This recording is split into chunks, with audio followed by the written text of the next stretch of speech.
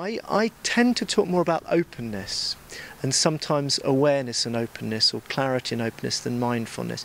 I think in essence they're not so different.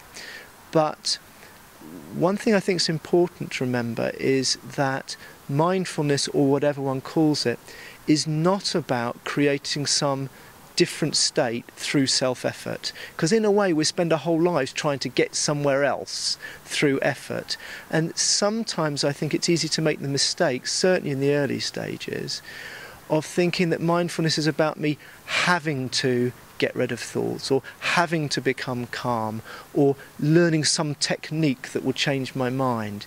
And I don't think that's helpful. I mean, I don't think mindfulness is really saying it, but sometimes people can think that's what it's about.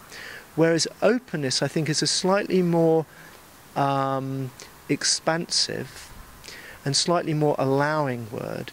And what it's pointing out is, rather than trying to focus in on something or concentrate or develop some state, rather with openness, it's just, can I be open to things as they are, which includes all the bits of my experience I like and all the bits I don't. So I think really they're saying the same thing, but for me openness is just very receptive, very allowing, and not wrapped up with the idea of some sort of self-effort or goal. It doesn't mean that we become passive people, and that's really important as well. One of the things people often recognise is, if I'm coming from a more genuinely open frame of mind, so I'm not driven by my hopes and fears and agendas, very often from that position, that's where I find the skillful, helpful response, and I can act from there. So openness doesn't mean passivity. It's good to focus on, well, what are all these words pointing about, whether they're so-called religious words or very practical words.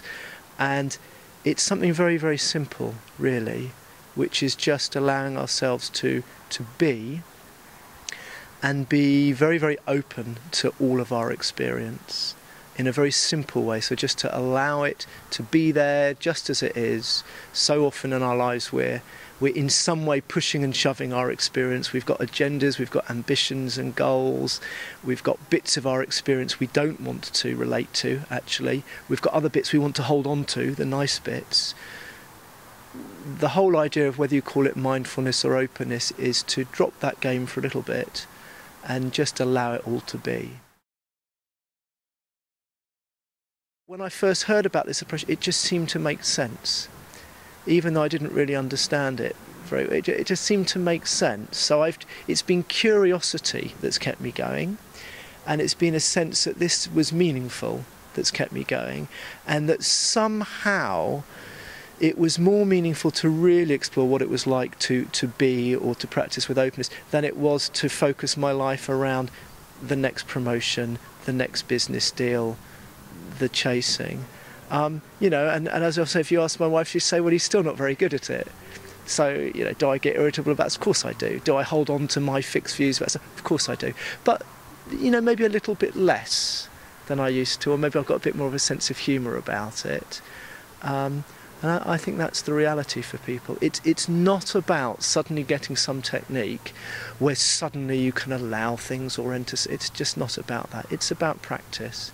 And I think what keeps most people going is it feels worthwhile, even when most of the time we're still caught up in the usual stuff.